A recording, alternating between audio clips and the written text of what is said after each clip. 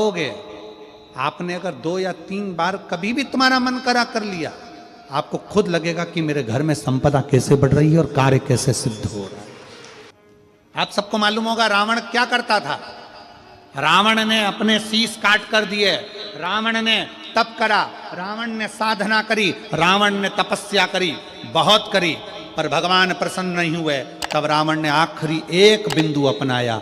रावण पार्थिव शिवलिंग का निर्माण करता था, पूजन करने बैठ जाता था। शंकर भगवान को आकर उसे वर देना ही पड़ता था। 3 दुर्गा, एक गणेश जी की जगह, एक अशोक सुंदरी की जगह, एक षडानंद कार्तिकेय जी की जगह। यहां से पानी बहता है, इसके ठीक विपरीत में यहां 3 बेलपत्र, तीनों रख दीजिए। 3 आखा चावल, 3 अक्षत। आखा चावल जानते हो? पूजन कर लो जिस दिन तुम्हारा मन करे। कोई तिथि, कोई वार, कोई दिन, कोई समय, कोई घड़ी, कोई पल, कुछ मत देखो। विवाह कर कर माता पार्वती जी अपने कैलाश धाम पर आई थी और माता पार्वती जी ने पहली बार भगवान शंकर के विवाह होने के बाद पहली बार पार्वती जी ने शिवलिंग का निर्माण किया। और ध्यान रखें मेरी बेटियां, ध्यान रखें मेरे बेटाएं, मेरी माताएं इस बात का ध्यान रखें, बेटियां ध्यान रखें, मेरी माताएं ध्यान रखें, मेरे भाई ध्यान रखें। जिस दिन तुम्हारा मन करे, जिस दिन तुम्हारा दिल करे, उस दिन घर में पार्थिव शिवलिंग का निर्माण कर लिया करो। जिस दिन तुम्हारा दिल कर जाए कि आज मेरा मन है मैं पार्थिव शिवलिंग बनाऊं, गमले में से मट्टी लो, खेत में से मट्टी लो, जहां से मट्टी ले सकते हो। घर के बाहर कोई गमला हो, बगीचा हो, शहरों में जमीन पर कहां मट्टी ढूंढने जाओगे? तुम्हारे जो गमले लगे रहते हो उसमें से मट्टी ले लो, पर छोटा सा पार्थिव शिवलिंग का निर्माण।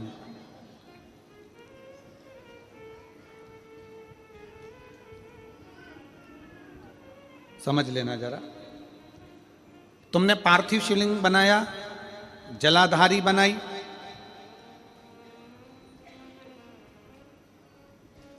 पूजन कर लो जिस दिन तुम्हारा मन करे। कोई तिथि, कोई वार, कोई दिन, कोई समय, कोई घड़ी, कोई पल, कुछ मत देखो। तुमने पार्थिव शिवलिंग का निर्माण किया। 3 आखा चावल, 3 अक्षत। आखा चावल जानते हो? साबूदाना, आखा चावल। 3 चावल के दाने, एक गणेश जी की जगह, एक अशोक सुंदरी की जगह, एक षडानंद कार्तिकेय जी की जगह। 3 चावल दाने। 3 दुर्गा, एक गणेश जी की जगह, एक अशोक सुंदरी की जगह, एक षडानंद कार्तिकेय जी की जगह। 3 बेलपत्र, जहां पर माता पार्वती जी का आपने ये जलाधारी बनाई है, उसी जलाधारी पर होगे। आपने अगर 2 या 3 बार कभी भी तुम्हारा मन करा कर लिया, आपको खुद लगेगा कि मेरे घर में संपदा कैसे बढ़ रही है और कार्य कैसे सिद्ध हो रहा है। यहां से पानी बहता है, इसके ठीक विपरीत में यहां 3 बेलपत्र, तीनों रख दीजिए।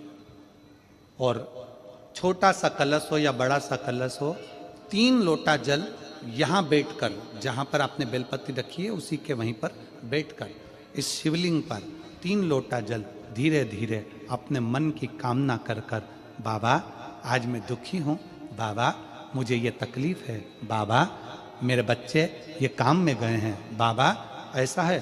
3 लोटा जल बाबा को धीरे धीरे अपने भाव कहकर, फिर तुम्हारे पास में जो पूजन का सामान हो वो चढ़ाकर बाबा की आरती कर कर दिया लगा दो। जब दिया ठंडा हो जाए उस शिवलिंग का विसर्जन कर दो। आप पाओ शिव आराधना में भगवान शंकर की, शिव भक्ति में भगवान शंकर की अविरल भक्ति में पार्थिव शिवलिंग का निर्माण और पार्थिव शिवलिंग की पूजन हमें बल प्रदान करती है। माता पार्वती जी ने पार्थिव शिवलिंग का निर्माण किया। शिव जी ने देखा पार्वती जी को कि पार्वती जी पार्थिव शिवलिंग का निर्माण कर रही, तो शंकर जी ने पूछा, पार्वती तेरी शादी नहीं हो रही थी इसलिए तूने पार्थिव शिवलिंग का पूजन करा, तू चाहती थी मुझसे विवाह करना चाहती थी इसलिए पार्थिव शिवलिंग का पूजन करा। अब क्या चाहती है? अब तो मैं तुझे मिल गया, अब तो मैं तुझे प्राप्त हो गया, अब तुझे क्या चाहिए? अब तुम मुझसे चाहती क्या है? पार्वती जी ने हाथ जोड़कर भोलेनाथ जी से विनय करा, अब मुझे कुछ नहीं चाहिए, बस इतना चाहिए कि मैं कैलाश पर रहूं या शमशान में रहूं, जहां भी रहूं मेरे हृदय में कभी भी दुख ना हो, मैं प्रसन्न होकर अपनी जिंदगी को आपकी सेवा करते करते निकाल दूं, आपकी प्रसन्नता पूर्वक।